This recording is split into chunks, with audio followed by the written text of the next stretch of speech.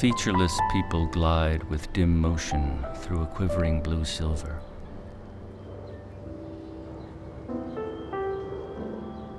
Boats merge with the bronze gold welters about their keels.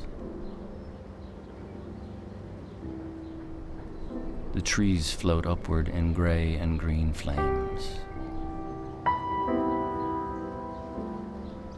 Clouds, swans, boats, trees, all gliding up a hillside after some gray old woman who lifts their gaunt forms from falling shrouds of leaves.